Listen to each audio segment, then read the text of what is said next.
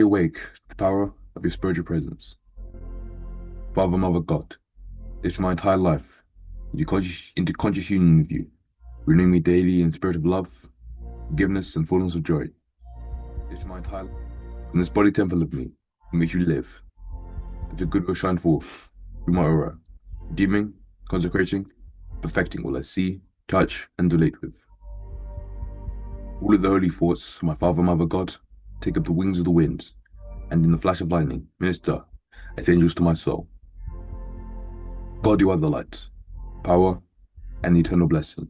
In you I live always, and to you be all glory forever.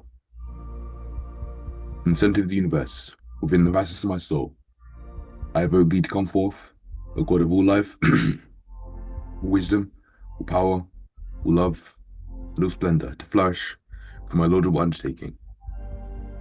I am one of thee, the great spirit of spirits, because the fullness of you embodies my soul. Let your power, love, and presence shine radiantly through me, guiding all my ways and divine ambitions to reveal the brightness of your day. Abiding in the center of you, most adorable God. My will and courage are energized by your dream of beauty and power. My ways are filled with holy influence, as they give expression to all your divine attributes within me. In union with you, as your power always works for me, nothing in the entire universe opposes my good. All things work for the fulfillment of my will. The spirit of the air is ministering life presence of God to me, renewing my soul, mind, and body. The spirit of the fire is ministering God's transforming and transmutating grace through me, making me bright as I absorb holy learning from pain. The spirit of the air, of the water, is ministering God's restoring grace in my life, and I am ever purified and reborn with the fullness of God's presence. And the spirit of the earth is ministering God's stabilizing love in my soul. In the fullness of my Godhood, I'm radiantly perfect in the midst of the element. I successfully create my will to the glory of God. O God, the flame of divine love and wisdom purifies my mind and will, and you become the health of my soul, mind, and body. All of life is assembled, working for my highest good. And my life is becoming the never-ending, ever-revealing glory of your mighty magic presence. I take authority over my life and bless every condition I go through to reveal the greater good in my life. To you, O Father, Mother, God, most holy, who is the vastness of my soul, be your praise and glory throughout the ages. To your name be might and power without end. Amen. Amen. God bless you, Joshua. God bless every one of you for being part of this morning Sacred Flute service.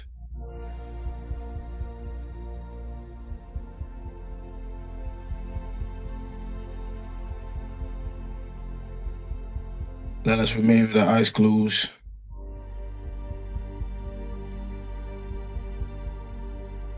Take a slow, deep breath in and release gently. Again, inhale deeply and exhale softly. Let the body drop its weight. No effort, no control, no performance, just awareness. Feel this. You are not preparing to meditate. You are entering what you are.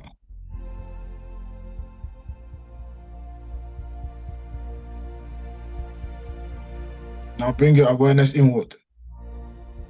Not imagining, not creating, but noticing.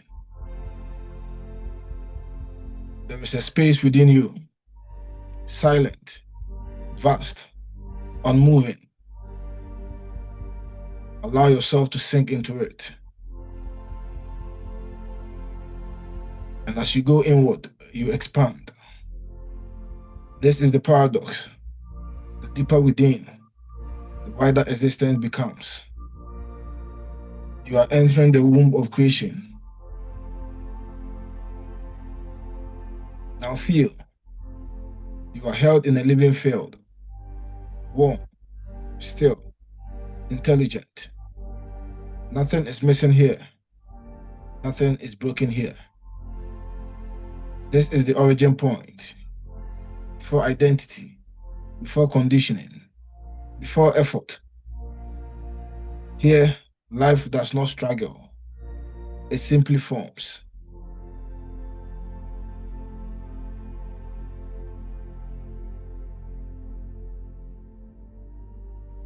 Now inhale slowly. Hold gently. And exhale longer.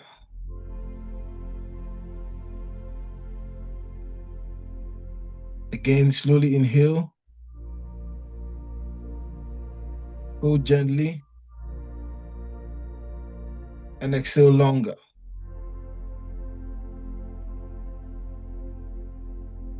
Each breath returns you to original coherence.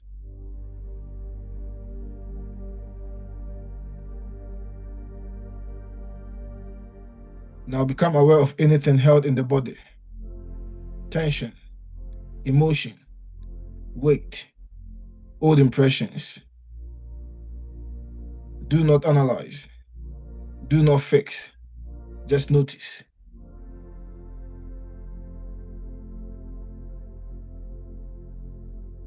Now understand that nothing needs to be pushed out. The womb does not reject. It transforms. So now on your next exhale, allow everything to soften and dissolve. No force, only permission.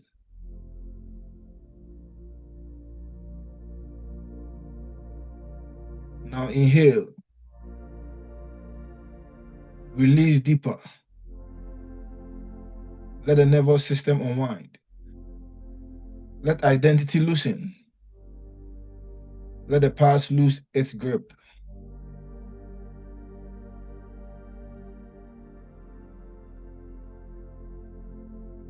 Now allow this truth to settle, not as ideas, but as reality.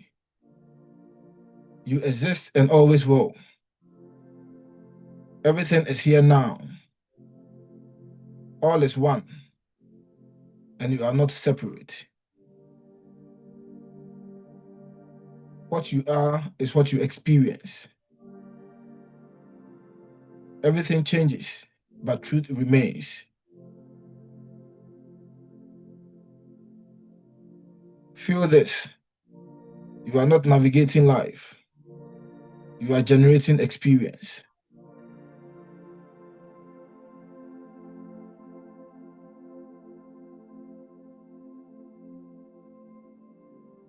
Now feel. From this stillness, your body begins to recalibrate.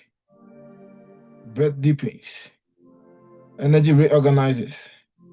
Cells receive new instruction. You are not repairing yourself. Life is restoring itself through you. Let this happen. Do nothing.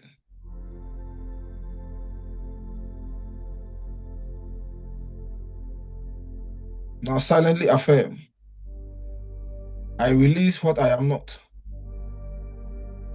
I return to what I am. Feel the shift. Now sense a new state emerging. Not imagined. Not forced. Natural. Clarity. Lightness. Stability. Vitality. This is not something you gain. It is what remains when distortion is removed.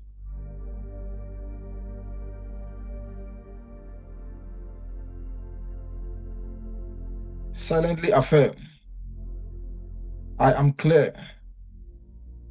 I am aligned. I am life expressing itself.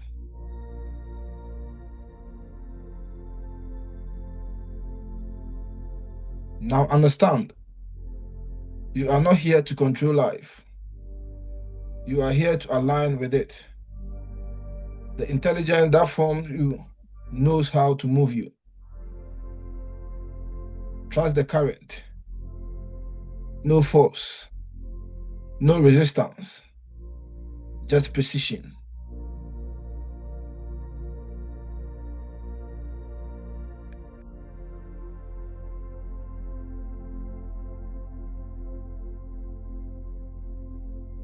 Now gently bring awareness back to the body. Feel your breath. Feel your chest. Feel your hands and feet, but remain connected to the stillness within.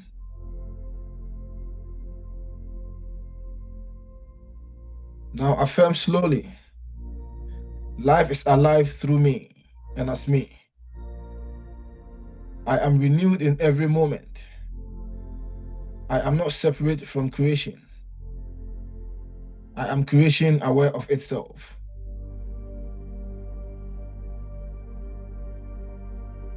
Sit in stillness. No effort. No seeking. Just being.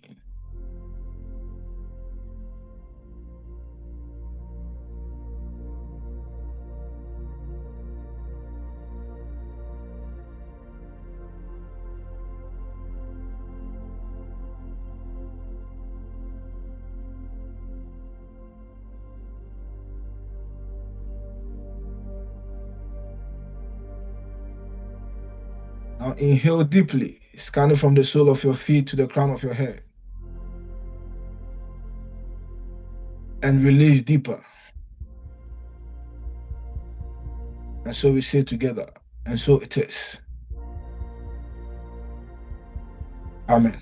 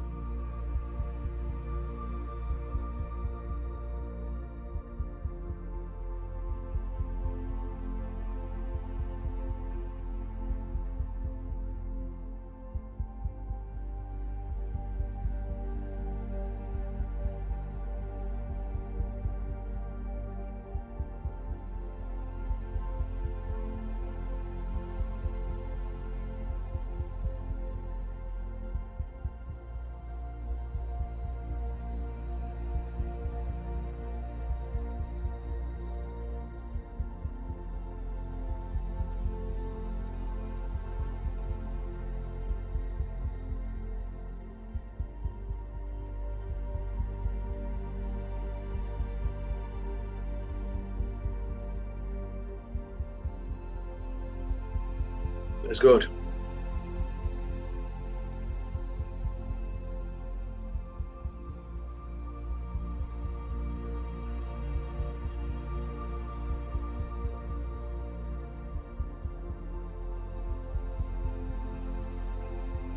Last week was Father's Day, and then we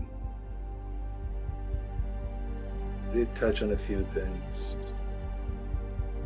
I'm not sure if anyone has got any questions, any reactions, any additions to what we did to share. You're welcome. In the next couple of minutes, then we zoom into today's vitality service. Speak. Activate the divine intelligence.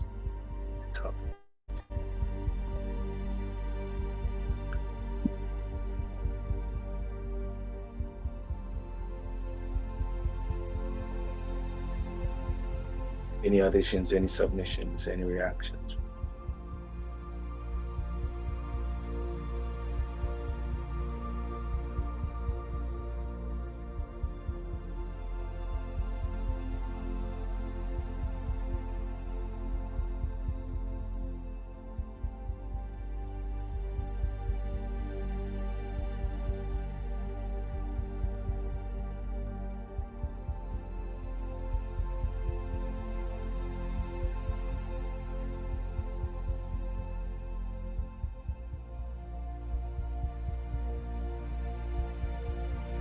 You're on its own.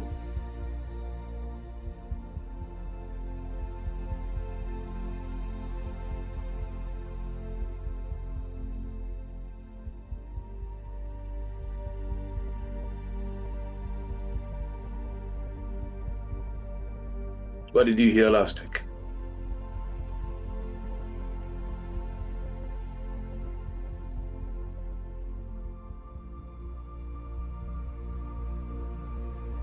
Well, last week, as you said, it was Father's Day, and what I heard was being present as a father, the best way that I can. Yeah, be present the best way that I can, emotionally, psychologically, physically, financially.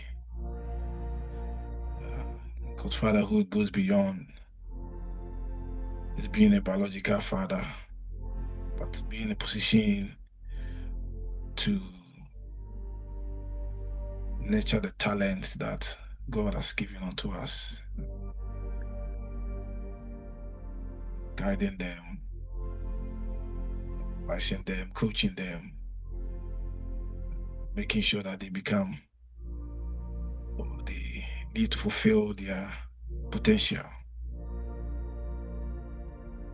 Yeah. Yeah.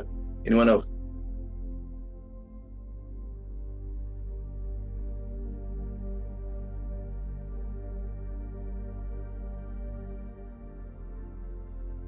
I think last week we did discuss and say that um how we impact and live with a family whilst we are still strong and energetic and with loads of money in our pocket now has an impact on how they treat you back in your old age. Yeah, so I think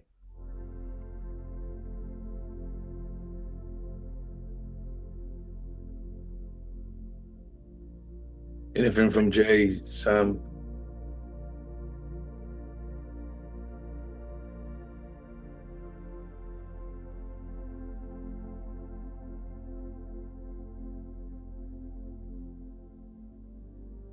Anything? I think I remember you asking the question of, is it possible for, it was either, is it possible for a father not to be there for their child ever, or them not to care for their child? I'm not sure which one it was. Oh yeah, it was the first one. If it's possible for a father to not be there for a child at least once in their life.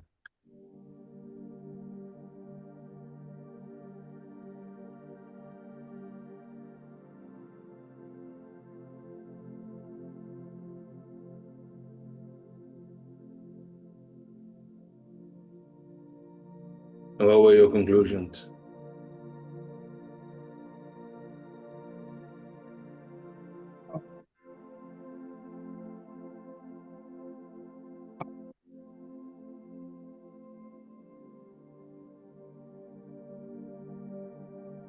I personally believe that there will always be a moment in time, or there has to be a moment in time where the father was there for their child.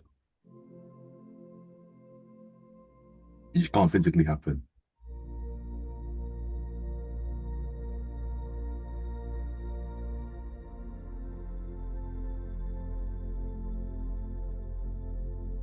I think someone said something flew in the chat. But okay, can you get that for us? I've seen a notification for something in the chat.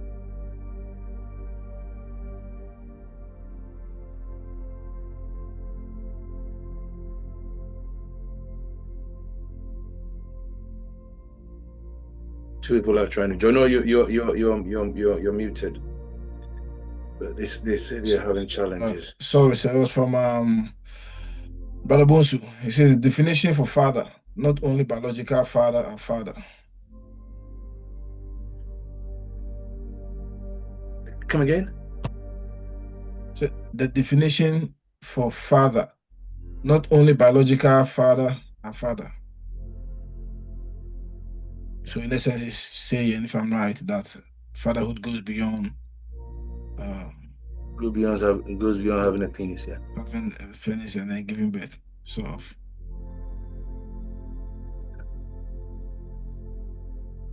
Someone. Apparently this church is a bit too raw. Someone told me last Wednesday. So I've been watching the services and you guys are a bit too raw. I'm like, okay, what does that even mean? Yeah. Before we put it, last week, because I was thinking about something, and it's in line with something that you said, and it came to mind. It was just like silly thoughts here and there, picking up and then trying to form my own English here and there too. Sometimes you talk about something and some things keep coming in mind. I was just thinking, we believe that every relationship is divine. People come into your life, some for a long time, some for a short time, some for a day or two, but yet we believe that everyone is there for a purpose. And when you make the most of your encounter with people, it adds value to your life. It adds, because we are here as life, adding life to life, sort of. So, and I was thinking, is fatherhood a system rather than a person? Because if you believe that, and like you were saying earlier on, okay, I've got a penis, I do whatever I have to do, and the baby comes. And for whatever reason it is, or it was, I'm not in the life of the child, or I'm not with the mother, and I go. Maybe I was there for such a time like that. Like Monica said too. I was going to say Sarah, but I wasn't Sarah. Who was it? Esther. Maybe you are reading your Bible. You are there for such a time like that. Maybe the one with the manhood was there for such a time.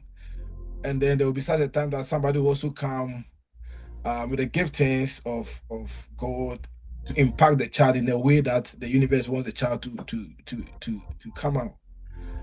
So is it right to say that fatherhood goes beyond one person, but it's a system that I think God has implemented to bring out, remnants that are supposed to succeed us? Can I think that way, or can I say that? Oh, that's a foolish thought. Today you are laughing. You see that this boy think too much. I believe Amma gone as a fool. Yeah, I think I agree with you. We can say that is a system, or because in a home, if the father is not there, let's say the father passes somehow, maybe when the child was young, whatever age, and the woman takes on that responsibility, doing both. I think, it's being there, being both mother and father. And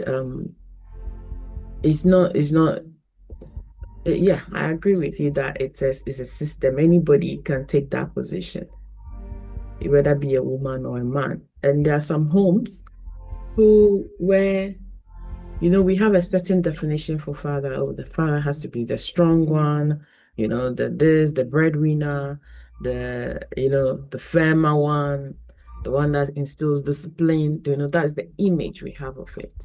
More like the masculine energy. We always align the father or the male to the masculine energy. But if you look at it in like a system or an energy form, there are women and there are homes where the woman is the firmer one, is telling that would you see it as them being the father if we use that word, if we define father as being firm, discipline, and all of that, whilst the male, some homes is a woman who has a higher income, bringing if we are even putting it all of that putting that to that. So really, we can say it's a system or the energy, whatever we call it. It's not necessarily assigned to a gender or a particular person. Yeah, you're right. It makes sense because I remember back in the days in my home, my stepfather, I love him to bed, and I always tell you that, Ref, I love that man to bed. Mm. Lived with him like most part of my life. One time that man was he never smacked that. He was always loud. He was so my mother.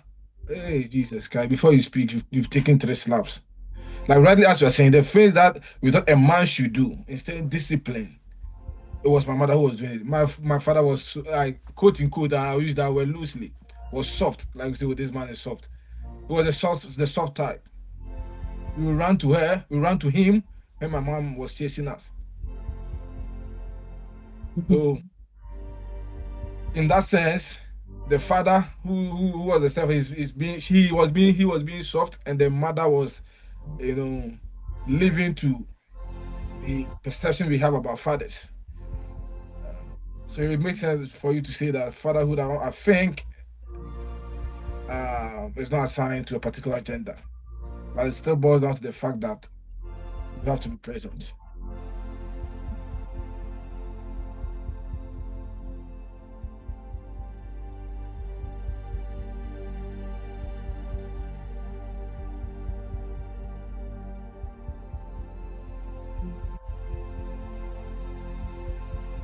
Beautiful.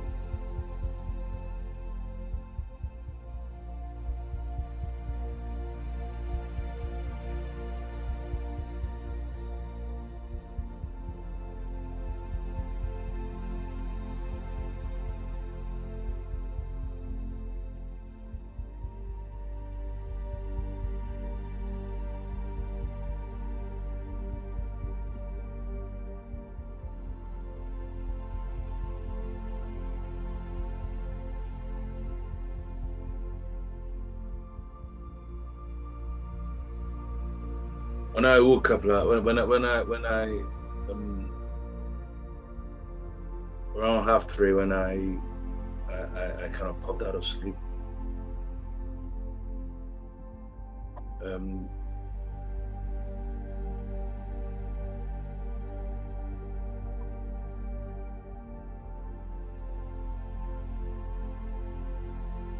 I was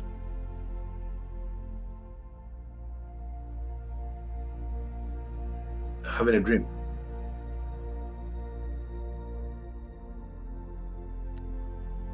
Quite lucid. And then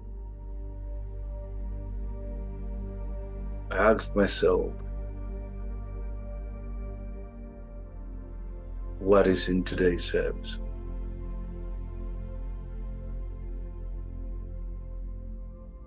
How life is seeking to fulfill itself in today's service.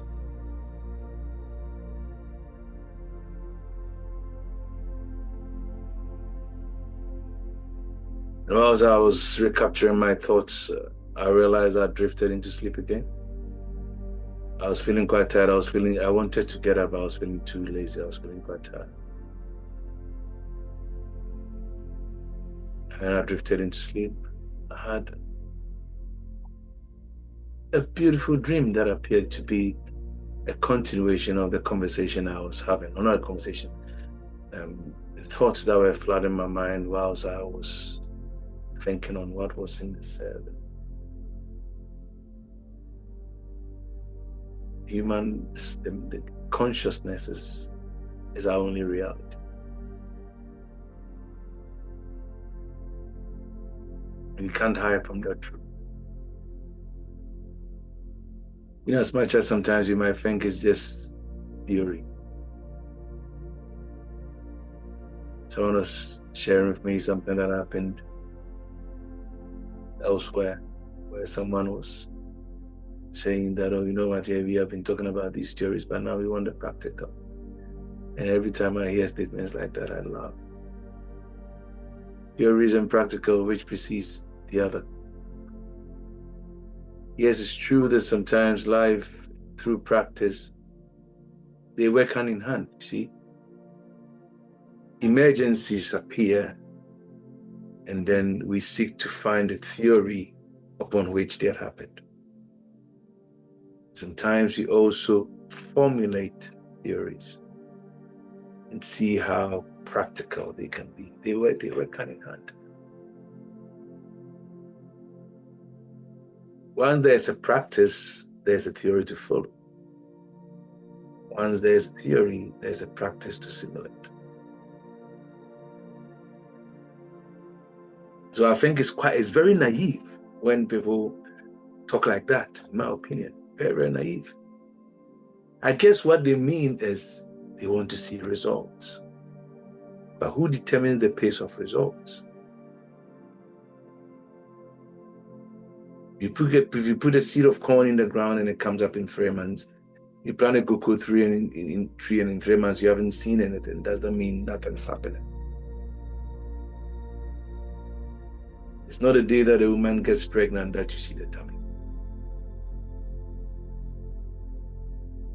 So I find I've concluded that sometimes our addictions to how, that is the key, how life ought to be per our understanding, can make us a bit unreasonable without even realizing it. But the truth is, life does not revolve around the preferences of any one individual. It doesn't.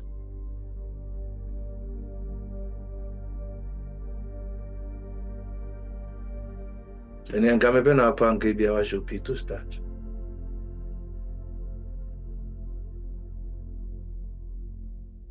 So,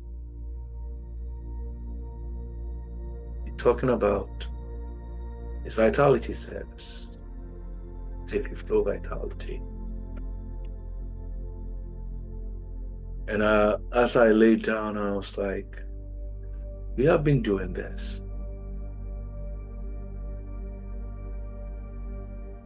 And I was genuinely asking, both those of us who are here on a consistent basis and those who happen to watch us from afar, do we find this relevant?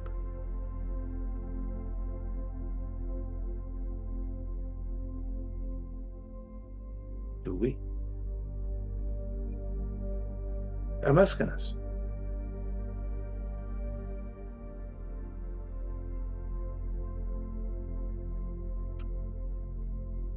Are you asking for an answer? Or it's rhetorical? In as much as it's rhetoric, I'm also asking for an answer. Or does it feel like, yeah, we do these as a tick box exercise, or we understand that there is a certain power that's being released?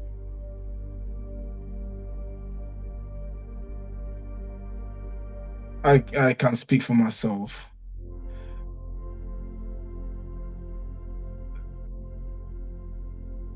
And I'll tell you what, you've known me for a while now. You've seen how my life has, or everything around me, not my life, but everything around me, my home, my job, everything has progressed. or regress or whichever direction that is going. Because mostly when you think about progression, you really think about maybe it's regressing. Some things are regressing, which is beneficial to me, which is good. So in other words, regression is a progression. Uh, for me, it's been a fantastic journey, and I'm seeing practical results. And I say practical result, quote unquote, because they are results that are livable, results that I can quantify, that I can place my hand on it. I can point you to A and then lead you through A, B, C, D to Z. Those are the results that I'm seeing. Or those are the results that I'm living or I have lived. What we do here, and like I do say most of the time, personally, it has benefited me and it is benefiting me. And that is why I went to a night shift last time. But I'm enjoying it. Back in the day, I used to tell you that before when I became a strong, I used those words because strong believer when my Uja came, I'll be in church, that you are preaching, that you are dozing. By the time you are talking analytical, I'm always like alert because some notes were hitting right. You see, when you are listening to music and some notes can hit right, and you go like, should that point? See, when the drop comes in the music, the drop. And that is how what we are doing makes me feel every day that I come here. For me, Ref, it is impacting not only my life, but life around me. Because I've had people come to me and say, oh, yeah, I heard your pastor saying this. But it is true. Because I was thinking of it, and they will come back to me later. Yeah, but what he said, I was thinking of it. And I think that now he's right. To the point that people around me, they might not be part of what we are doing, but it is gradually bringing them to certain awareness. So it is a very practical thing that we are doing. Things that we can put our hand on, things that we can give you everyday example. Things that are happening. I do share this with people, and I say this humorously, that back in the old way of doing church, when I was in the very old way of doing church, and we will pray seriously, we will do all those things, and we will quote Abraham, Moses, and those things. If you ask me the tangibility of it, I will only go to the Bible and say, oh, but this happened in the Bible. Because those things are the things that I've been told, I've read about. But now if I'm giving people example, I'll tell people what has happened to me. That is the difference. For me, that's the difference. If I'm talking to people or trying to convince people that life will be good to them, that they need to be patient, that they need to live certain sort of life. I'm not going into Bible and telling them, oh, but Abraham and Sarah waited and God eventually give them a child. I'm telling them what happened to me that has brought me to what I am saying. You get a difference. I'm not going into a book to tell them to have patience and trust the universe or God. I'm telling them what has happened to me that has brought me to what I'm saying. So for me, that is a practical thing that we are doing that has really shaped my life. I end here.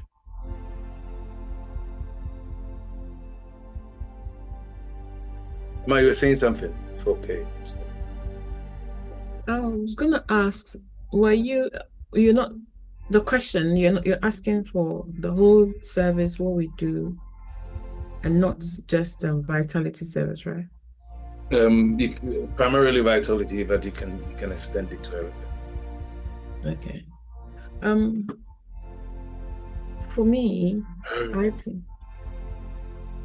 Pardon? Okay. For me, it was just a release, don't worry.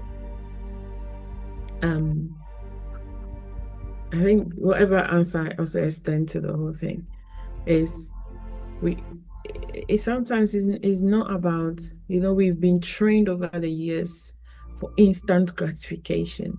instant results. 24-hour miracle. This one, that one is happening now. There's another aspect to it, even to nature. When we plant a corn, I've said this example many times, it doesn't grow tomorrow. There's time and there is harvest. So it's a gradual process. If we understand that as much as our physical growth, when you give birth to a child, they don't just grow teeth tomorrow. It's a gradual process. It gives you time, years.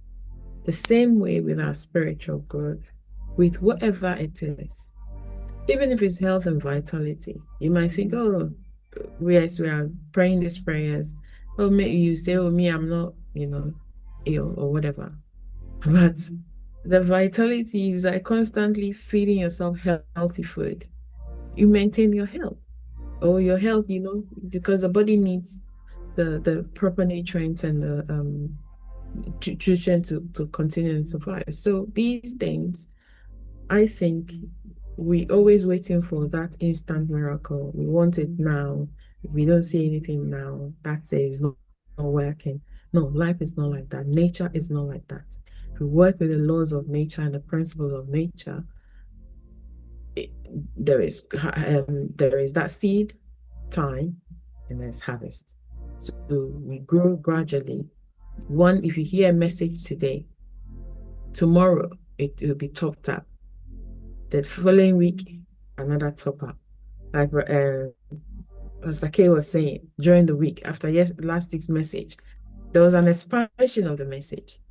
Same here as well. I was thinking in similar lines, of fatherhood. I kept thinking about, the same thing we're talking about where, we fathers just think they are King Kong for now, not forgetting when they grow.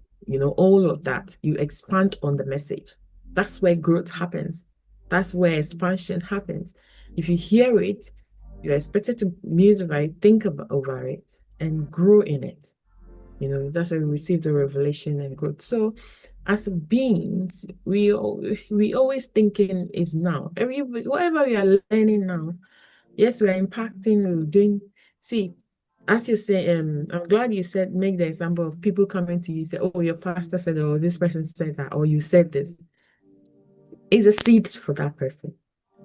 They will probably today not, hear anything, but another person. Remember that example of the lady from Powerhouse, where whatever you said, you irritated her so much.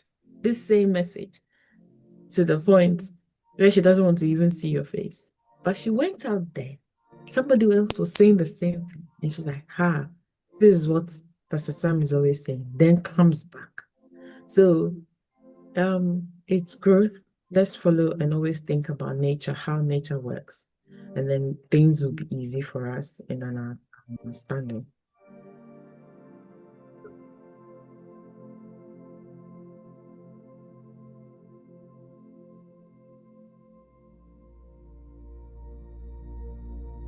Mm-hmm. Yeah.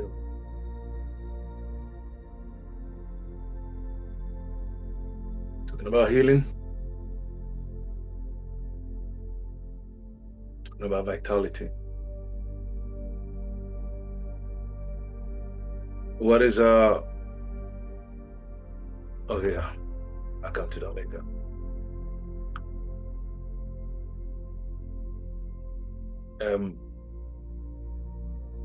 I've come to an understanding that healing, vitality, is not something we acquire from outside of ourselves. Rather, is the awakening of that divine intelligence that is already present within each and every one of us. That intelligence that instructs your belly to break down, to cook food when you eat it, and to release the needed and the required nutrients and the vitality to the respective parts of the body. That intelligence that tells your heart the rate at which it should pump blood so that it doesn't kill you.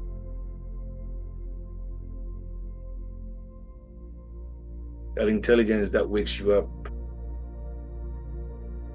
to make you think is the alarm clock that woke you up. You think it's the alarm clock that wakes you up, take you to the mortuary and see how many people you wake up with it. The intelligence in your body. That's all. So for me, I'm in a place and a zone now where every breath becomes an invitation for me to remember that life is continually renewing my body. Every breath.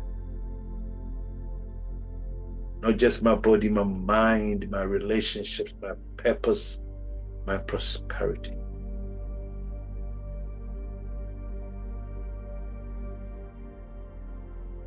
And I will encourage us to. I was telling the boys this morning, I was asking them,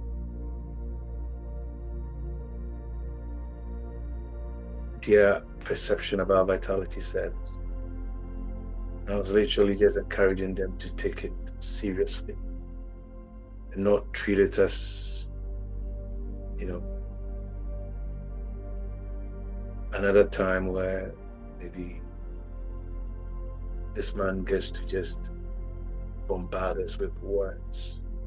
Words I speak unto you, as he says, they are spirit and they are life. Think it's just words, think what? What I'm aiming to do today, time permitting, so help me God,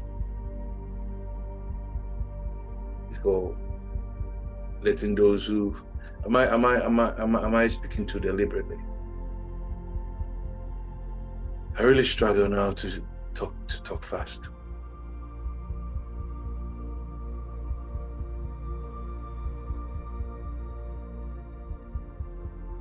So I'm not teaching anything. I'm not teaching anything in isolation to what's called to what we've been teaching in the last few weeks. I want us to wrap this part of reality transfer up and then move into other areas. We've been looking at the architecture of consciousness, the architecture of reality over the past few weeks. Breaking the script.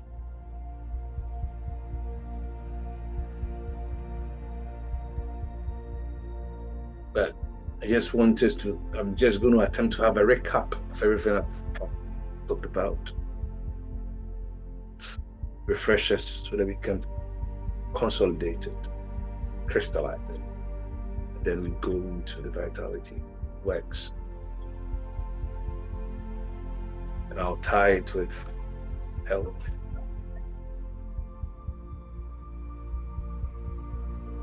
Most people spend their lives asking their questions, Your boy Jukun Francis has become a sensation. Teaching help. Opening the minds and the eyes of people to how to see and think of health differently. He's doing a fantastic work and I love him because he's doing something that had been on my heart for years. He's blessed to deliver it. It really cheers me up.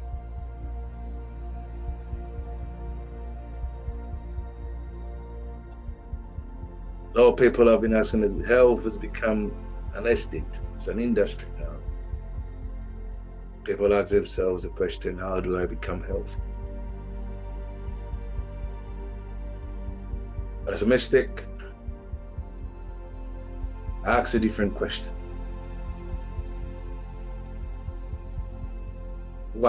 I'm trying to understand the intelligence that is already keeping me healthy. The intelligence that is already keeping me alive is what I'm seeking to investigate.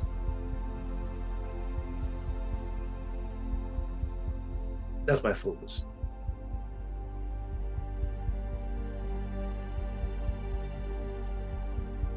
So how do I become healthy? In my mind, looks like a manufacturing question. They're trying to build or develop or manufacture something. No.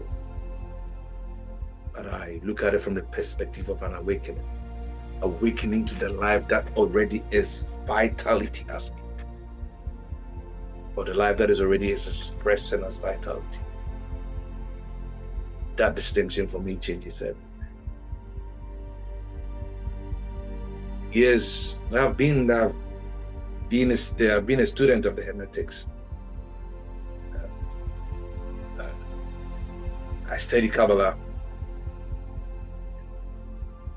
a bit of Vedantic traditions, Christian mysticism. And I found a common thread when it comes to the subject of health and vitality. Life is not something we create. It's not.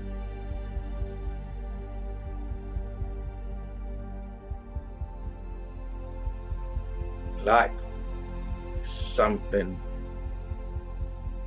we stop resisting.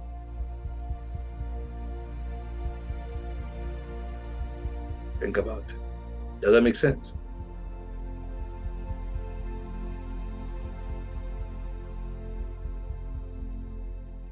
So that's why Jesus could say that I came that they may have life and have it more abundant. It's not merely existence, abundance of vitality.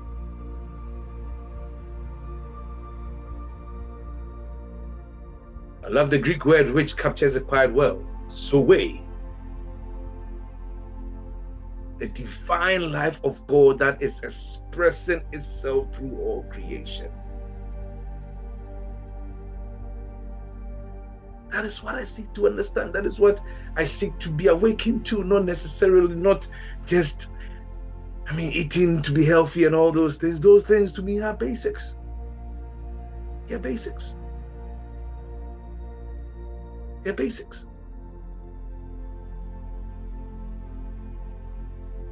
They're basics. How is my heart renewing itself on a daily basis? How am I optimizing the function of my lungs, for instance? Vision, hearing. Developing higher senses in my taste. Sophistication in taste.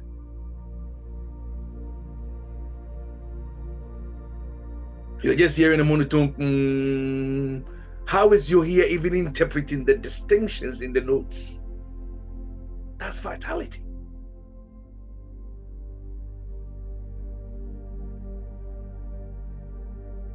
Becoming intuitive to the point that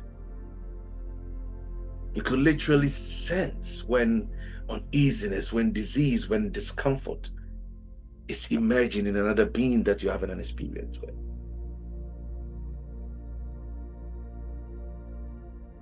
How would it feel? But I could call you, go, skate, tonight, tomorrow, don't go to work. Just stay home, relax, because your lungs needs a certain activation.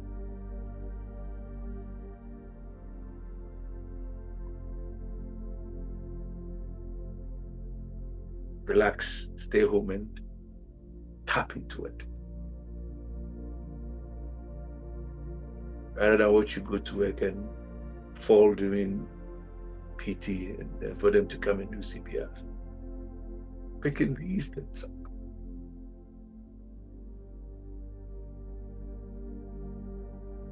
Or it's too ambitious. Apparently I'm over ambitious. I don't know. My ambition only comes to esoteric stuff.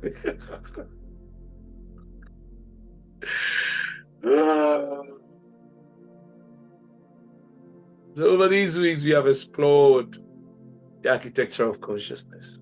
I think that's where we started from, not as a philosophy, not as a belief. And I love the word architecture because it encompasses more than design. It's a determination of possibility, an exploration of potential. You came to understand that the consciousness we inhabit determines the reality we experience. No be so.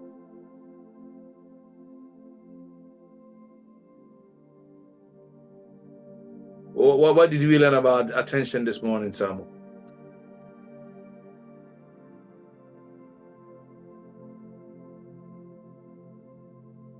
Reality is built from consciousness. What did we learn about attention? We learned that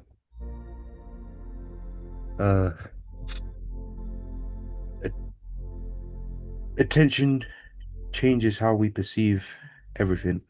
Like it's the same situation could happen, but depending on how much attention you were paying to it, can determine how you feel about it. So you can either positively or negatively impact your experiences depending on how much attention you're paying. Depending on how attention is rising or how attention is being used. The reality is built from consciousness, in essence. So for me, it doesn't even begin with behavior. As I've always said over the years, beingness. Because our thoughts becomes emotions, isn't it? Emotions, energy in motion. The thoughts become emotions, or they yield your emotions, which in turn determines your habits. Your emotions will determine your attitude, temperament, your attitude. Your attitude forms or shapes your habits. Then habits shape your character. Remember, think back, way back. Remember, sorry, stop it. Yeah. Okay. Are you talking? I said I have that note somewhere. I have some old book I saw recently. I have that note somewhere. I remember very well. That was back in Osaru. Yeah. Then habits become character. Character becomes destiny.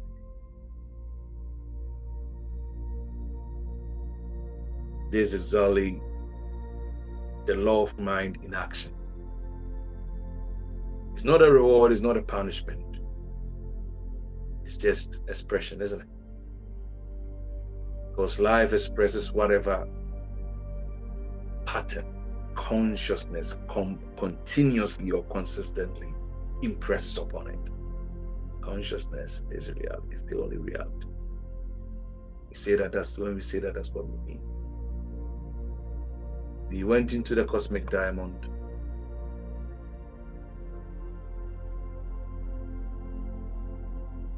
It's a symbol of the awakened consciousness.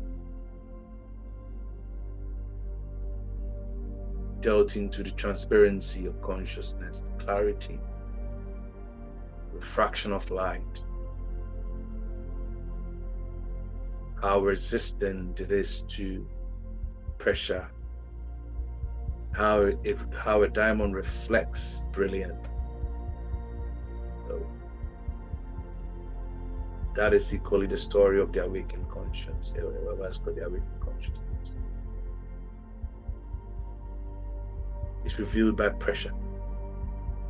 The strength fails on the day of adversity, then your strength is split. When push comes to shove, that's when we get to find out if you're really made of the stuff you claim you are made of. Situations of life will test you. You can't claim to be patient when you haven't been in the face of provocation. You can't claim to be wise when you've had the occasion to act foolishly.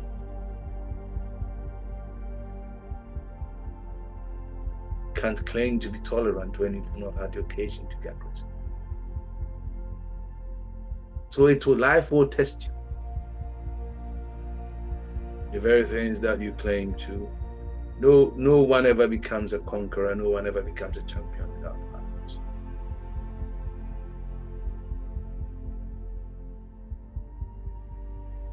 When I realized that, it changed me. So every situation when it's arising, if he's testing okay, what is this testing?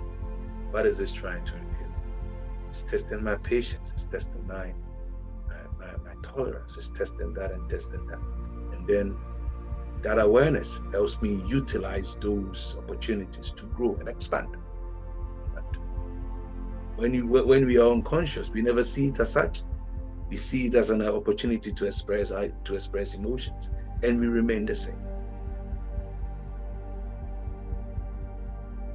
You can talk all the mystiques, you know. Mystiques here mean mystic language. You know, reality will test you. It will test you. See, I was having a chat with a very good sister of mine. She's like, Massa, who now also you're conscious, so leave me alone. Because she was having a very bad moment, and I was just trying to bring her attention. I said, I think genuinely from where you are, I wish that you could see this way. But we don't. It happens to the best of us sometimes, and we forget ourselves. It's fine. But what I'm saying, what I always say is, that's why Paul says, "Be angry, but do not sin. Don't let the sun set on you." Okay. So when you realize the moment you're sleeping, you're conscious, you spot it. Then you bring yourself to it. Take a deep breath. Okay. What in me is reacting this way? What in me wants to explode this way? And you calm yourself. And as you keep using life in this way, you realize before long you look back, and the things which pisses you off last year, they don't. If you get angry at the same things that make you that got you angry 2 years ago, you are not growing. You aren't growing. And we wear this badge. When I was naive, I used to wear this. As for me, I don't have a stomach for nonsense. It used to be a badge that I wore with so much pride. And now I feel how ignorant. My prayer, my ambition is to grow in tolerance. Expand particularly in my tolerance for alternative perspectives.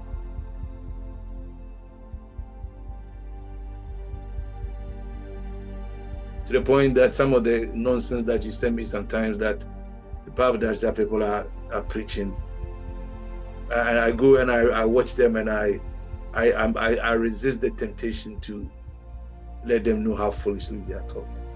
But the old me, Charlie, will give it to you left, right, center.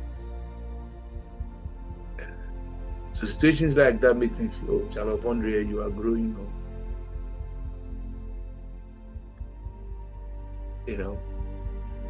So we grow. We use this to grow.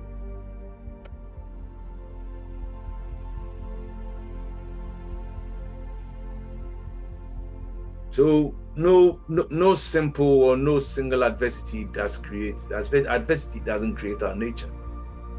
It doesn't. But it rather reveals what has always been beneath our conditioning.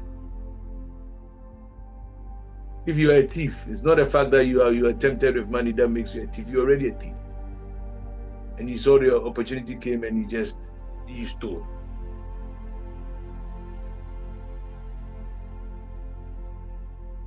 Simple as that.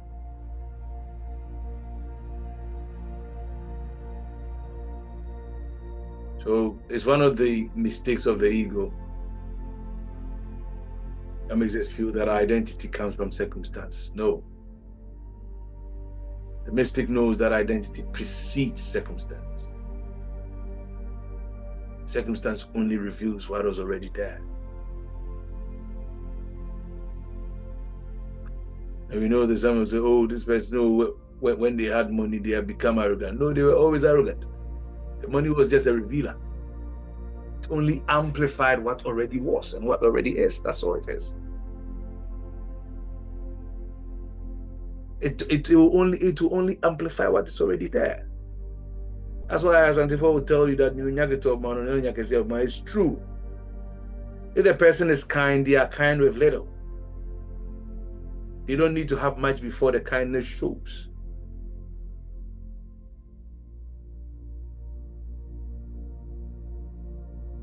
Are we there? And then we went to pendulums.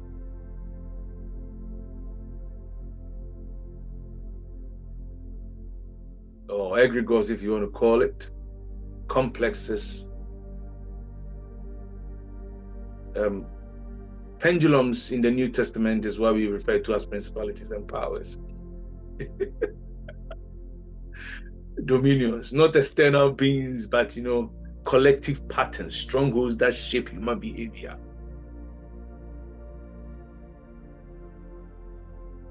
Energetic structures, which are maintained through our respective identifications. Me, I'm this, and because I'm there, me, as something you come and say, I'm making the actual. It's an egregore.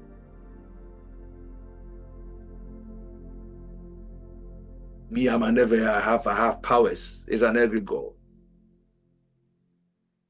You understand? Bear with me. With YouTube music. Where is this? I can't even find it now. Bear with me a second.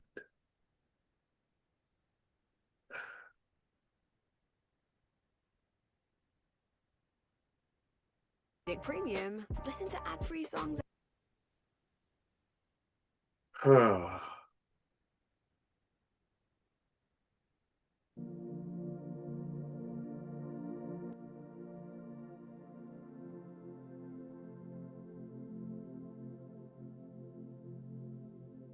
You see? So you understand that, and we understood that pendulums never create energy. They just resort and utilize the energy of their subjects. They borrow yours.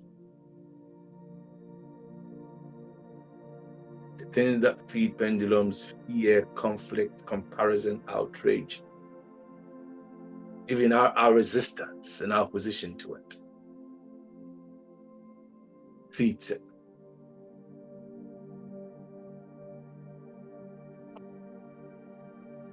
So whatever you fight controls you. What we resist externally usually are the things which own us on the inside. Because it has to preoccupy you for you to even think about constantly resisting. So our focus on the life of avoidance, what we want to avoid, what we don't want to. You get bored hearing me say this. I don't want. A friend of mine was telling me, was having a conversation. Like, oh yeah, I don't want this to happen. Why don't then I'm like, I pause and ask, well, tell me what you want. Oh, I want calm. Exactly. So focus on the calm you want, as opposed to the anxiety, the chaos, and the anarchy that you don't want. Because we attract what we don't want. The things we fear before, the things we dread happen to us. It's basic truth. But it's too simple, that's why we don't pay attention to it. We are drivers. How many of us drive trying to avoid hitting stuff? No, you don't. You just drive focused on where you want the car to go. If you try to avoid stuff, you will hit it. Or you hit them. Isn't it? So we established that freedom is not in defeating every pendulum, but freedom is refusing our unconscious participation in the in the pendulums. So we established that, and then we went on. I've got this in my head, and then we went on to the Wheel of Fortune. What do you remember about the Wheel of Fortune? What's called the Wheel of Fortune? Tell me what you remember.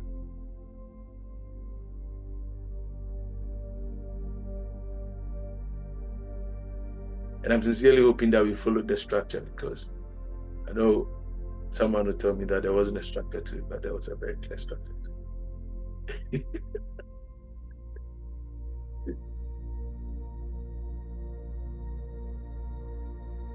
What do you remember about the wave of what's called the Wave of Fortune? The Wheel of Fortune, the Wave of Fortune. What do you remember about the Wave of Fortune? Just 20 seconds. If no one says anything, I'll just carry on because we don't have time.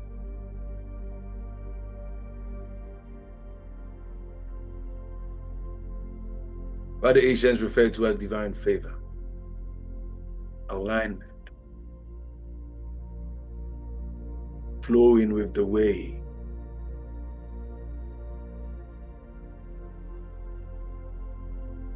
Or you can even call it grace,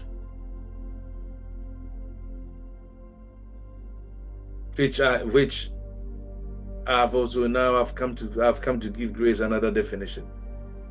It's the outpouring of infinite intelligence.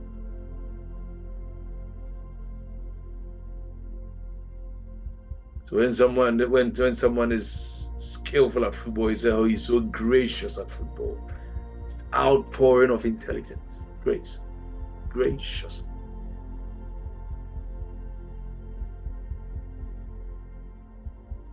Moving or shifting to more favorable lifelines or timelines. The same principle.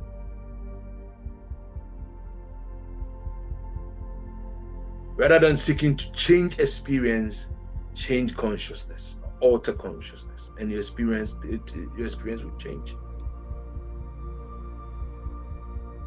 As a man thinks in his heart, so is he. It's the content of our consciousness that is dictating our experiences, our outcomes. Make the inside of the cup clean and the outside shall doubtless be clean. Simple principle.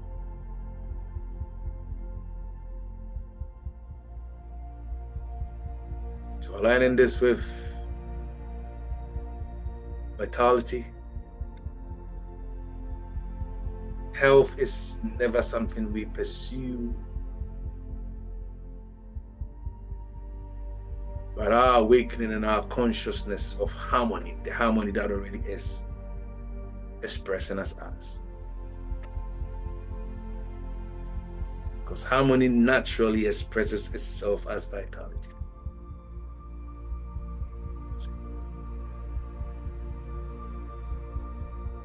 Effortless action.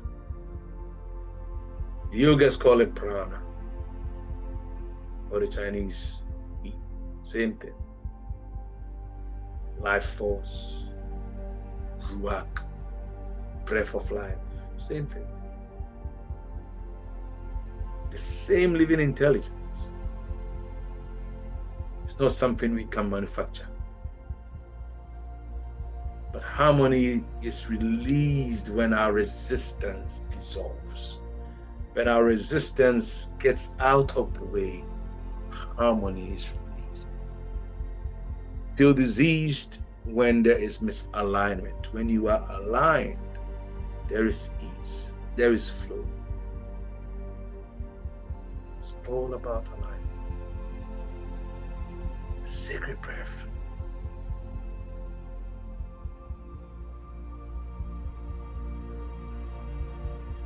There's one thing that you should consciously engage: vitality.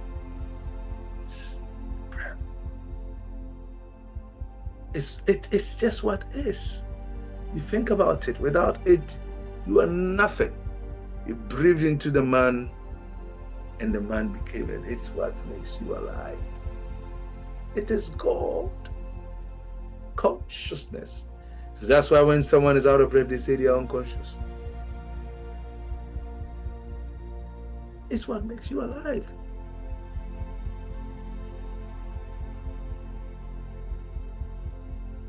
If someone is not actively participating in it, we call them unconscious. It's key, or key, whatever you pronounce it. It's breath. It's vitality. And it is released when our resistance dissolves, when our resistance breaks. Now, here you have to resist for breath, for breathing not to happen. And when you relax and you let go, it happens naturally. Its own fluid movement. That is vitality.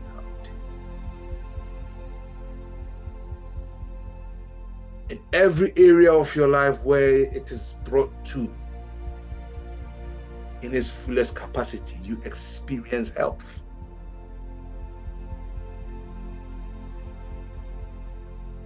When the brain is starved of proper oxygen molecules, it develops tumors.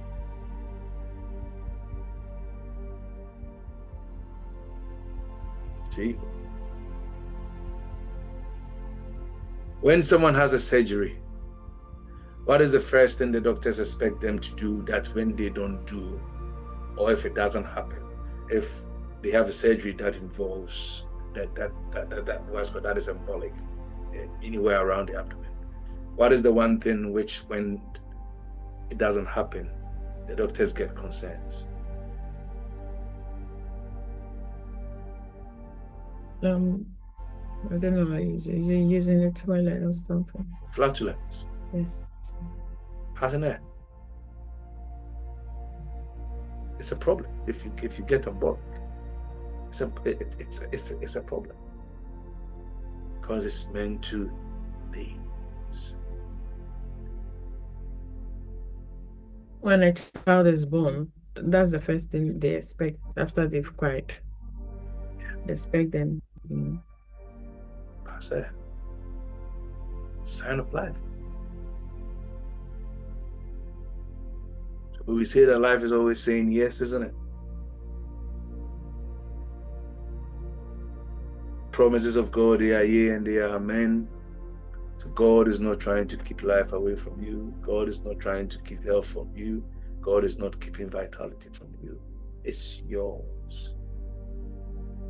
The infinite mind always answers yes. There's no no. So that theory that, oh, when you pray, sometimes God says yes, sometimes he says no, sometimes he says ways, it's bollocks. The promises of God, they are yea and they are amen in Christ. Consciousness always says yes. I am weak, it says yes. I don't understand this, it says yes. I'm afraid, it says yes. I'm sick, yes. I'm unwell, yes. Everything, the answer is yes.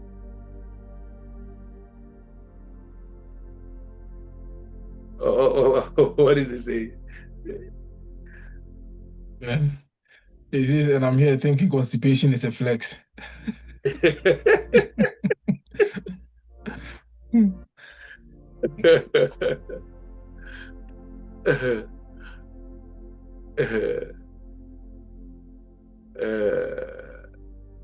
A story was told, a gentleman got sued years ago because they found out that he contributed to the partner's death, because the girl told friends that she was never comfortable passing her around the guy, and he would visit the guy, stay with him, and he always had to hold it in. Eventually she died. So the guy faces charges of manslaughter. How? Because he didn't give her the permission to pass air around him. What, was he the one who told her not to? Yeah, because every time she do it, she's like, sometimes I say that if you do it in front of me, I'll smack you. Then go and find a different boyfriend. Leave your boyfriend, go and find a different boyfriend. If you're there with your boyfriend, oh, you can't. Yeah. So according to your belief, so be it. It's yes. It is not because God is judging you or life is judging you, but because infinite intelligence is creative. Whatever you say, whatever you want, it's a yes. It continuously, consciously, continuously translates dominant consciousness into our lived experience.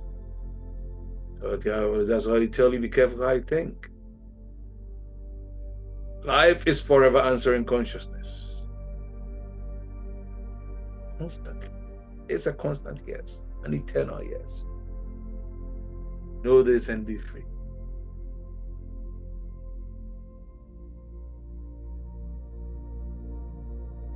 We don't really talk about thoughts, it being vibrational. How every repeated mental state becomes an energetic imitation. Whatever you consistently hold within yourself, consciousness gradually becomes your outer atmosphere and your outer experience. We talked about that.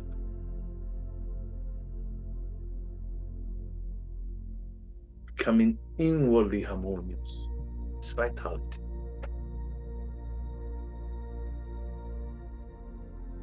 And then whatever is constantly harmonizing within you, now we cast it out, we project it out, and it becomes our experience lived outside. Reality being pushed out from your consciousness.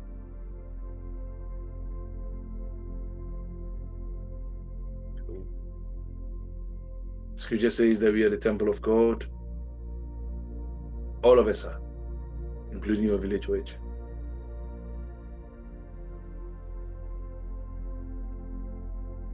But unfortunately, most of us are spending time trying to decorate the outer walls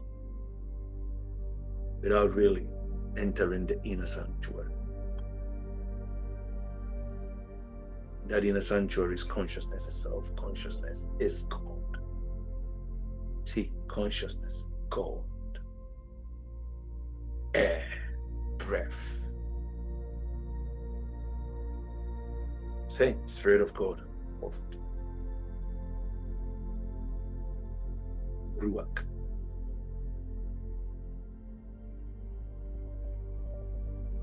So the temple that you are, the temple that God indwells and inhabits is consciousness. That's where health begins. That's where vitality begins. That's where wisdom begins.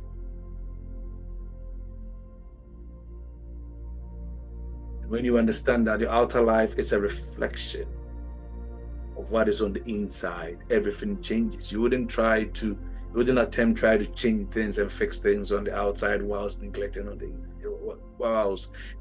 what is within. It's all in here. It's all within. And I tie this in beautifully with what we've given ourselves for today. But okay, what is our consecrated declaration for today's vitality service? Yes. Really.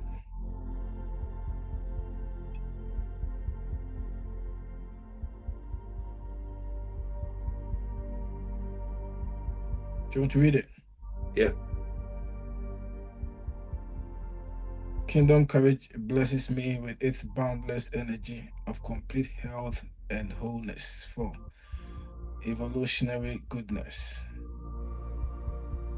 Can you repeat that?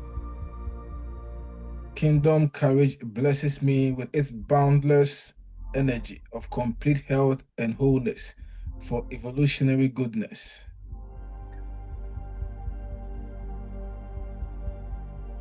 The heart beats,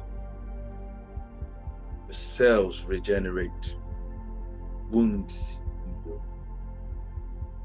Your immune system constantly identifies billions of microscopic interactions every single day.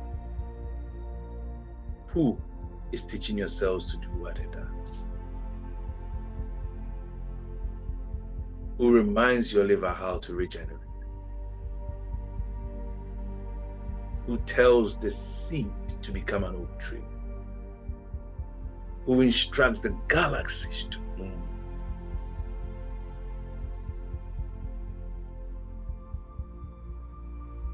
The mistake, the answer is just one: infinite divine intelligence. That's run life.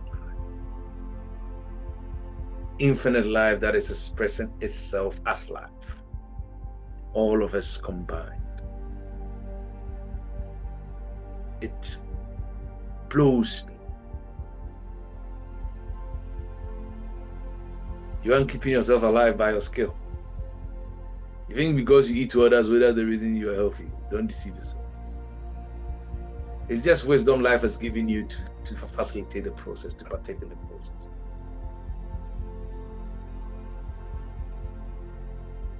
Life is living. It is living me. It is living the entirety of it.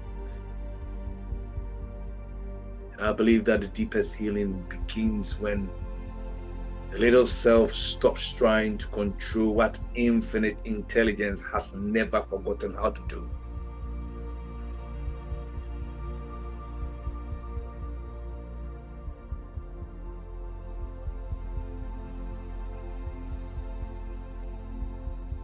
We're talking about activating activating the intelligence, divine intelligence, vitality.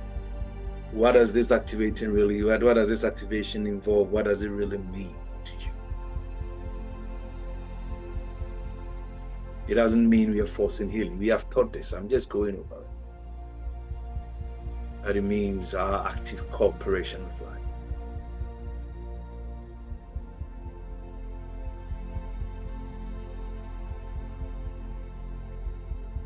Be careful for nothing.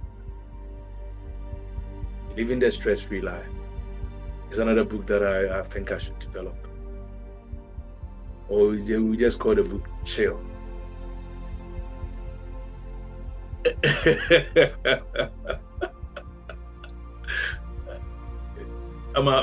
What do you think? I was going to write the acknowledgement for you. No comment. Chill. Chill. Quiet the mind, relaxing the body, releasing resentment. You know?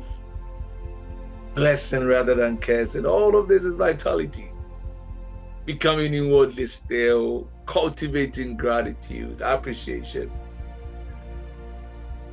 Imagining and seeing vitality already active within every organ, every cell of your body. Living from the place of wholeness rather than striving for it or trying to attain wholeness. This is not pretending, this is aligning. And that is the Wi-Fi perspective. Gangster mood. That is the Wi-Fi perspective. We speak of higher self-realization. That is the call of our message. Not becoming someone else, remembering who you've always been, remembering what life has always been. Vitality is, I've said it, it's not something God is trying to withhold from you that we have to pray to Him for. Pray to God to heal you. He's not keeping healing from you. You just need to understand how to align with life. The vitality that is already expressing as you.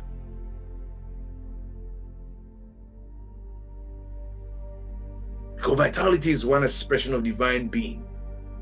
Okay?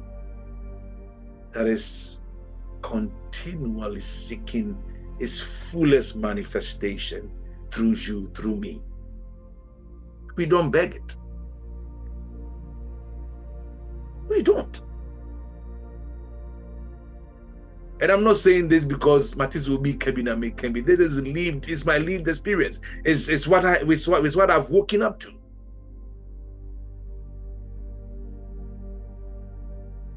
Whether I pray or not.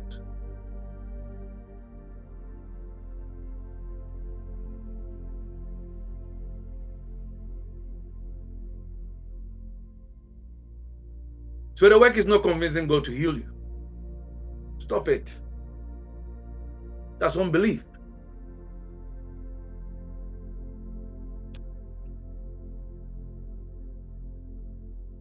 But the work is rather removing everything that obstructs the natural expression of life.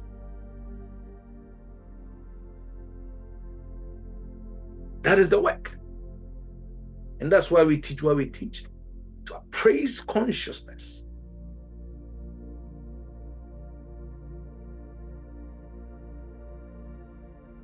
And I'm in you think these are just words? You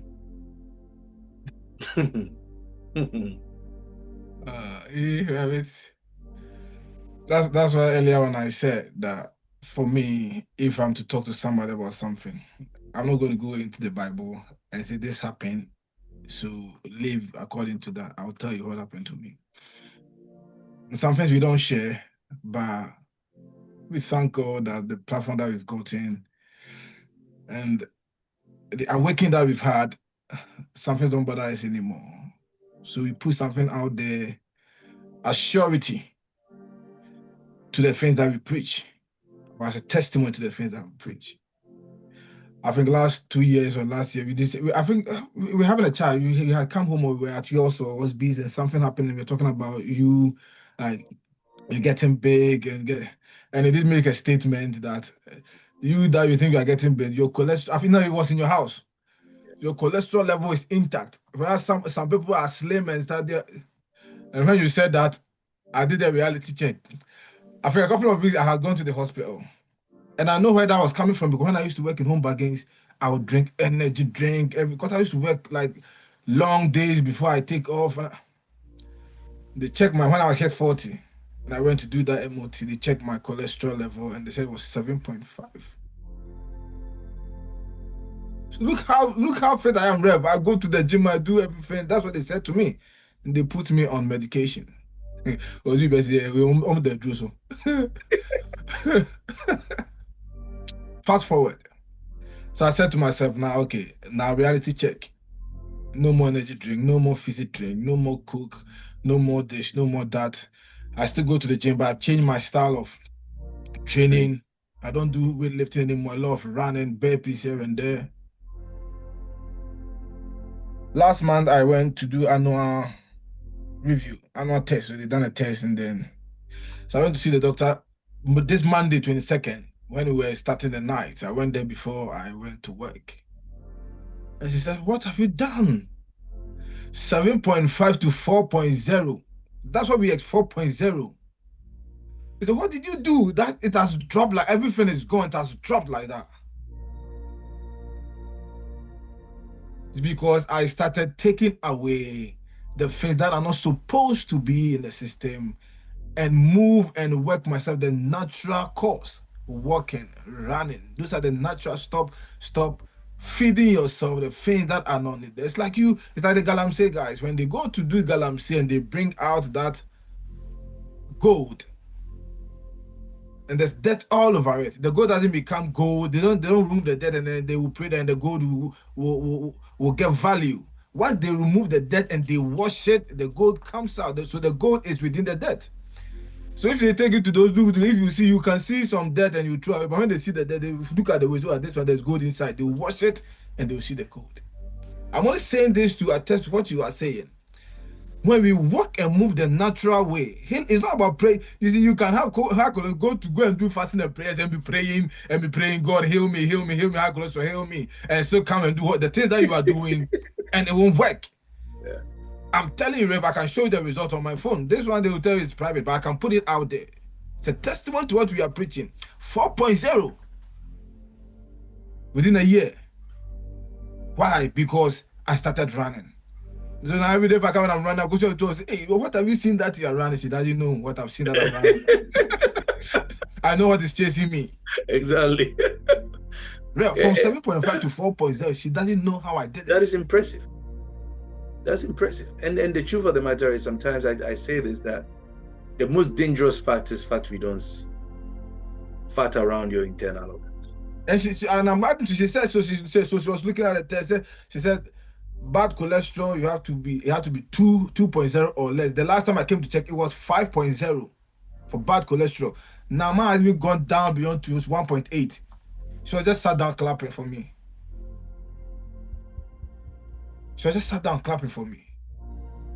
I didn't pray. I'm not saying prayer is not good, but it is not the prayer. It is you getting rid of the things that are not supposed to be there and allowing the natural course to take place. So these things that you are saying, Rev, they work. So you are not only doing tobe. Some of us, we sit here, tobe that you do, but we are taking a bath from it. Yeah, Rev, go on. Thank you.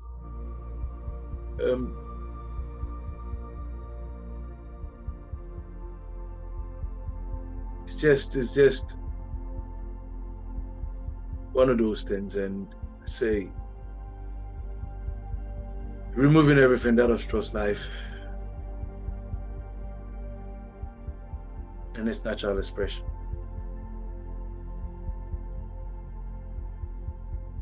This is not. It's not to say that. I say this without humility all the time. As I'm like, I'm not living. I'm not trying to live long. I'm not looking after me so that I live long. I'm looking after me so that even if I'm to live only for the next 2 years, I live that life in vitality, not like a vegetable. It doesn't mean there's no promise of the life without challenges. No. But something that's far greater than that. Consciousness that remains whole in every circumstance. Chill. A mind that is free, a heart that is open. Uncluttered mind, uncluttered soul, uncluttered life. A body that is constantly, increasingly aligned with life. When I caught this, some of these downloads come to me. Pardon is vitality service, so pardon me if I go over 10 minutes. I'm wrapping up. You know, without anybody telling me, I went for a walk sometime last year, and whilst I was walking, when I walk, I put like swing movement to it, engage my core, torsion and all of that as I walk, and it just struck me. The part of your body with the most stress, it's not even your brain, it's your waist. And then I'm like, oh, okay, so if I can release stresses in my waist, how can it improve my life? And I went and did a research, and I'm like, boom. So wow, so there's so much study in this area that I've not even thought about. But the download just came, because you look,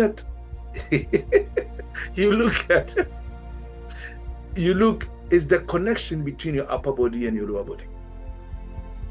That's where the stress from the lower part there, the stress from the upper part there. And then I started my Zoe stretches, bed dogs. And when I do bed dogs in the morning, and I do those twists in the morning, mobilize the waist, you feel so good. It's like you receive a shot of oxygen through your brain. No wonder the Asians and the yogis, they do yoga the way they do it.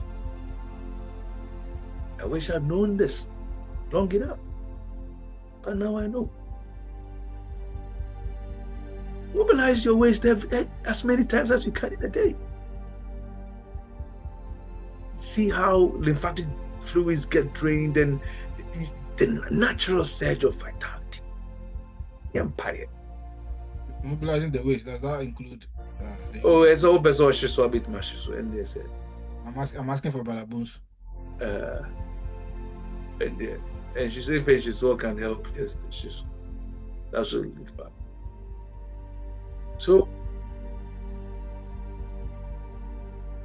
a body that is increasingly aligned with life, a soul that knows, not merely believes. All of these are vitality. Vitality is not just you understand, soundness of mind.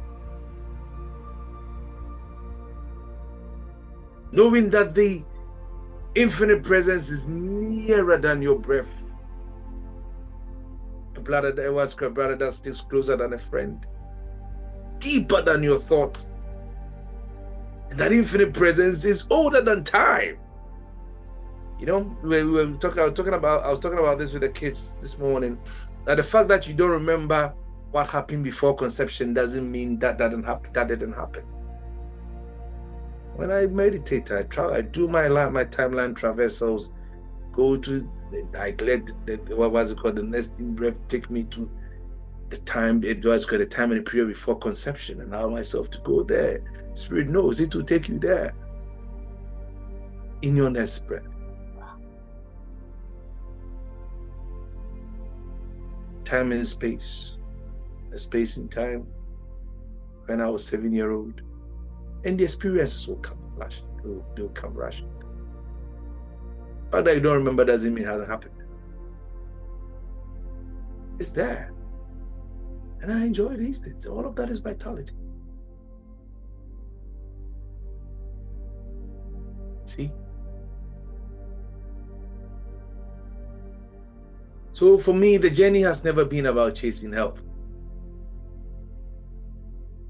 It's always about awakening to the life that has never ceased flowing through. And I'm hoping that it is for you as well. You are not separate from source power. You're not separate from the source of vitality. You are a living expression of it.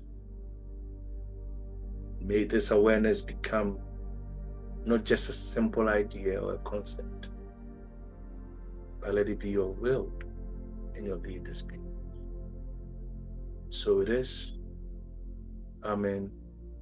Ashe. Peace.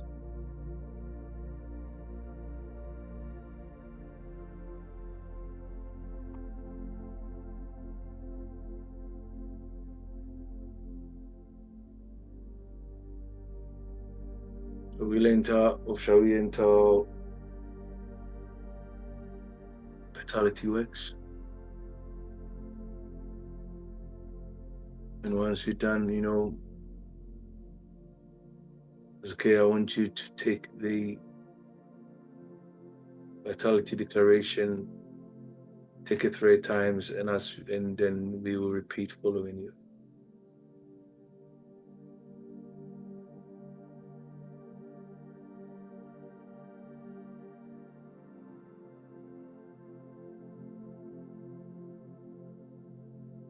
Yeah?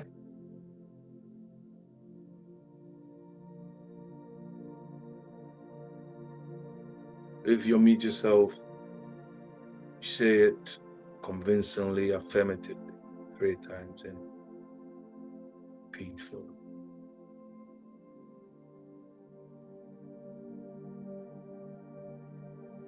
You're muted.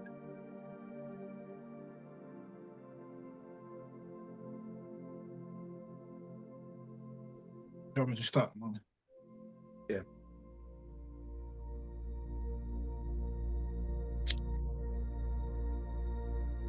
You to be in a comfortable position, feet planted on the floor, the body relax. You can close your eyes if you want, if you can.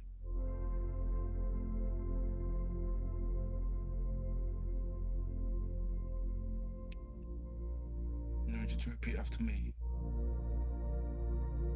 Kingdom courage blesses me with its boundless energy. Courage blesses me with this boundless energy. Of complete health and wholeness. Complete health and wholeness. For evolutionary goodness. For evolutionary goodness.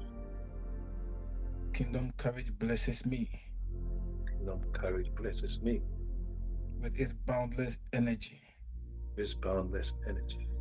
Of complete health and wholeness. Complete health and wholeness. For evolutionary goodness. Evolutionary goodness. One more time. Kingdom courage blesses me. Kingdom courage blesses me with its boundless energy. This boundless energy. Of complete health and wholeness. Complete health and wholeness. For evolutionary goodness. Evolutionary goodness. And so it is. So.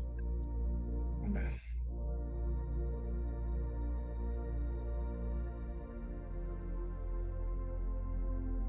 In the same atmosphere. Leaving behind every burden, leave behind yesterday, leave behind tomorrow.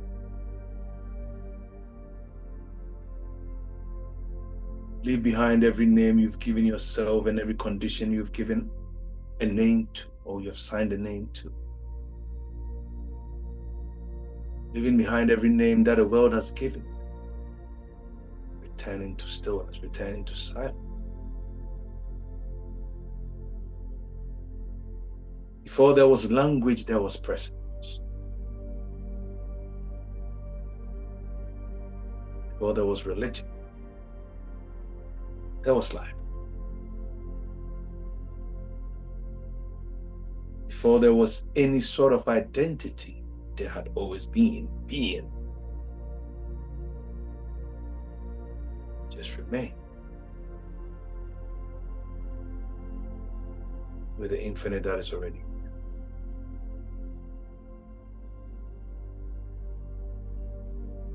And as we breathe together slowly, receive the breath, not force it.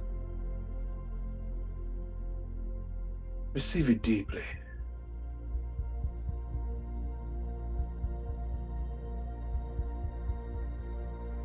Very breath that moved before the very first dawn.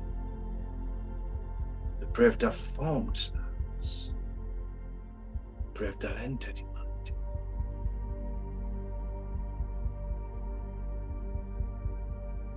Say to yourself, this breath is life.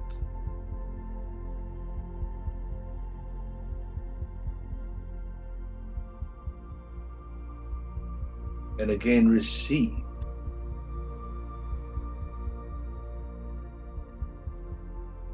The breath that moved before the first dawn, the breath that moved stars and formed it, the breath that entered humanity. And you repeat yourself, this breath is life. For the third time, receive.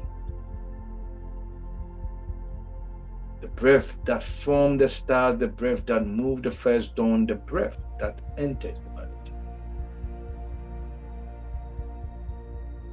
And together we say, this breath is life.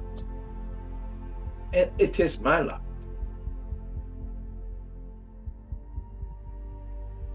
Every breath remembers, every breath restores, and every breath renews.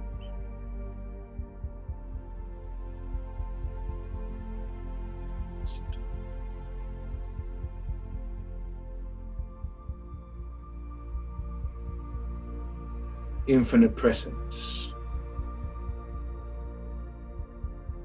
nameless and known through every holy name, source beyond every image and imagination, Father, Mother, blessedness of God, beloved ancient of days, Iron Son, one without boundaries, the Great Spirit, the living Christ, the eternal I am.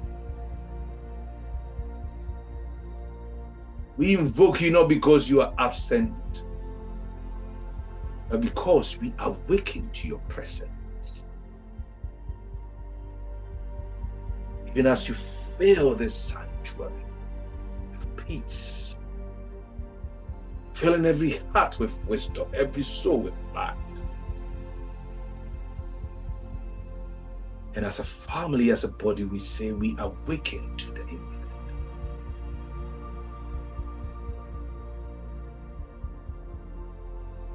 To the east I turn inwardly. Light, wisdom, becoming, beginning. Awaken our minds.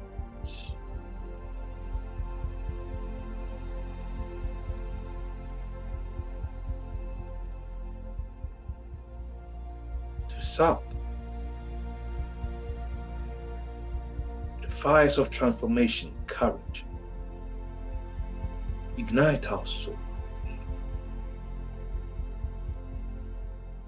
To the west, waters of healing, compassion, restore our hearts, and to the north, to the core of the earth, to strength, to stability, to abundance, establish our lives. Above us, infinite light we received. Below us, the living earth. We stand within. And within us, the Shekinah, eternal spirit, glorifying and magnifying yourself in and with us. We bring thee to remembrance. Now I want you to touch your heart, with your eyes closed. Listen not with your ears, but with your being.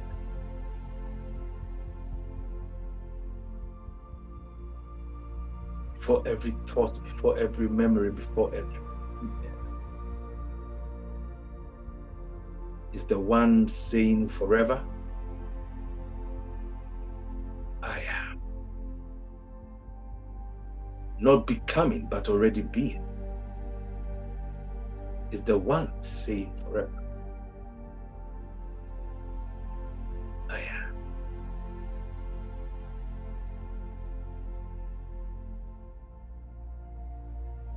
And in this we affirm, truly there is oneness, and we all are the oneness in that oneness and within that oneness.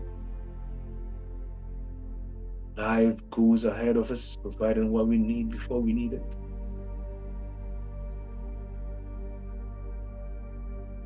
Breathe in the fire, and we are fire alive. We breathe in the waters, we are water alive. We breathe in the air, we are air alive. We breathe in the F, and we are F alive. And as the infinite remembers itself in and through us. I want you to repeat this after me. My body remembers life. My body remembers peace. My mind remembers sanity. My soul remembers truth. Life renews life. Love restores love. And the infinite continually leaves us be. And so it is.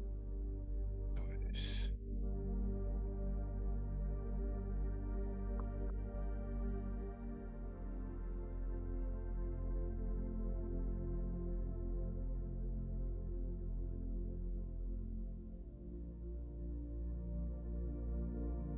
Now allow yourself to remain, as God to return to consciousness of the place where you are. I want you to rub your palms together.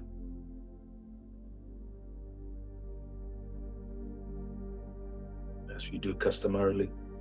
Rub it over your face 3 times. And of every time, remain in this activation.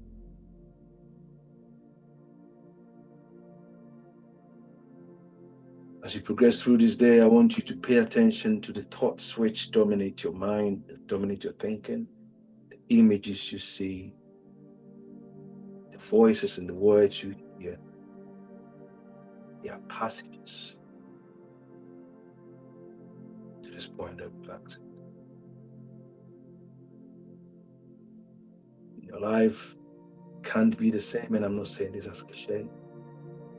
I'm saying it as a moment. Going is your strength, going is your mind. The peace where God remains truly as gold.